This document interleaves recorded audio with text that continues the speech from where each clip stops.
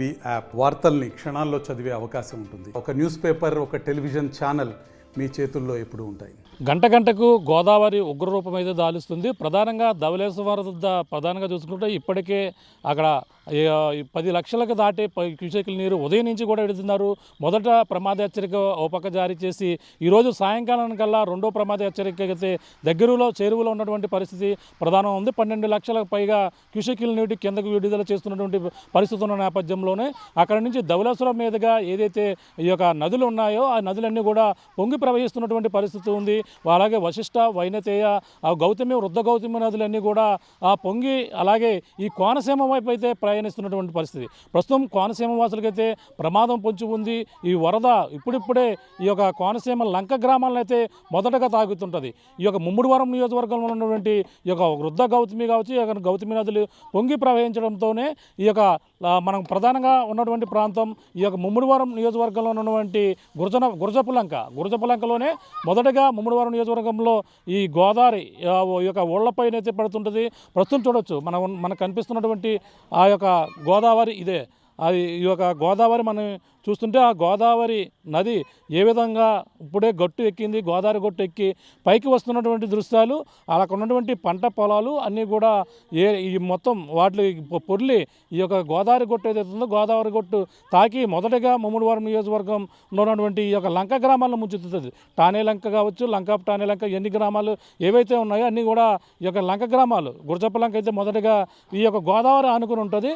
గట్టు ఎక్కిన తర్వాత ప్రధానంగా ఈ యొక్క లంక గ్రామం గురజనాపల్లికి అయితే చేరుకున్నటువంటి వరద దృశ్యాలు అయితే మీకు చూపించే ప్రయత్నం చేస్తాం.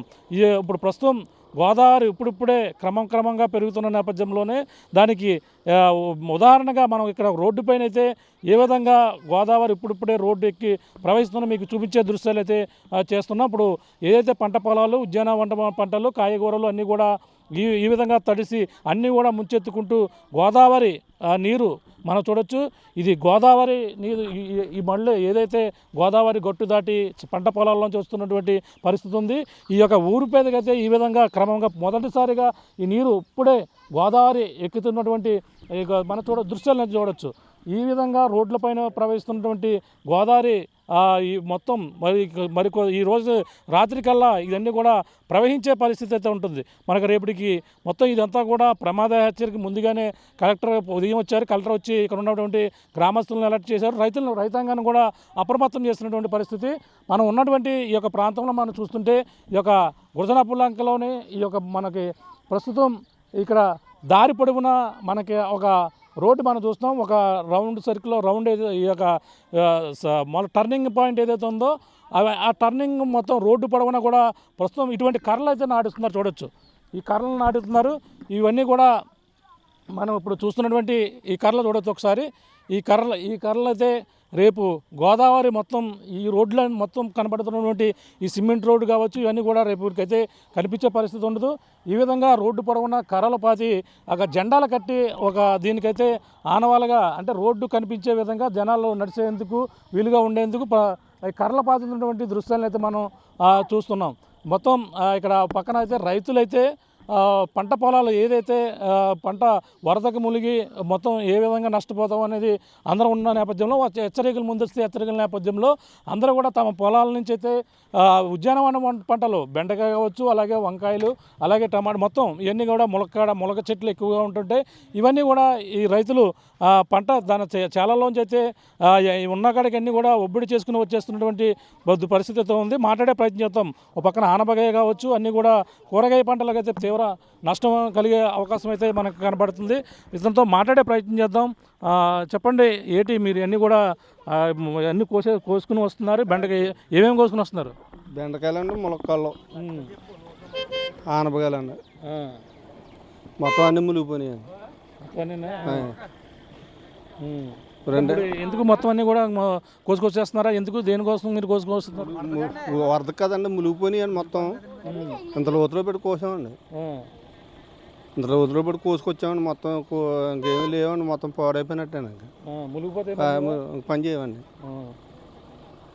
ఇంకా అసలు పని చేయాలి. ఏమేమి పంటలు పండిస్తుంటారు ఇప్పుడు? అసలు ఏ విధంగా ఇది వంగ తోటలో అవి పండిస్తారండి.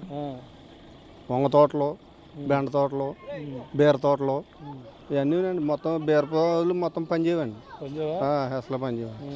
అంటే ఇప్పుడే గోదావరి ఇప్పుడు రోడ్డు ఎక్కడ చూసాం, రేపటికి ఏ విధంగా ఉంటుంది ఇక్కడ అంతా? రూపు ఇదంతా మునిగిపోద్దండి,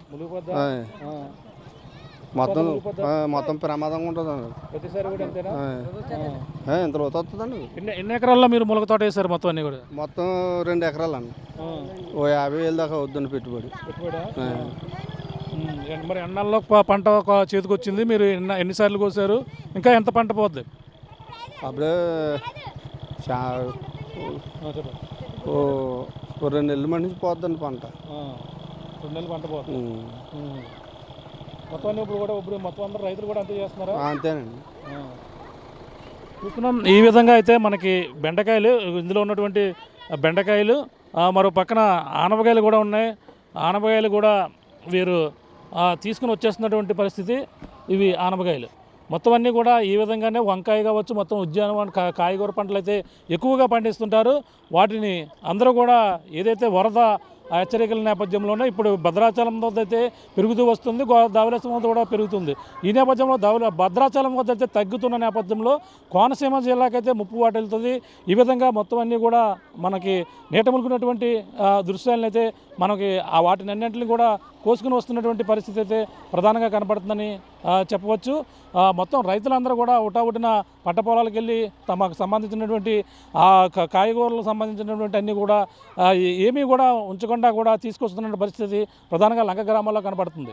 మరిన్ని వీడియోస్ కోసం ఛానల్ ని సబ్స్క్రైబ్ చేయండి, లేటెస్ట్ అప్డేట్స్ కోసం వాట్సాప్ ఛానల్ ని ఫాలో చేయండి, అండ్ లింక్ డిస్క్రిప్షన్ లో ఉంది.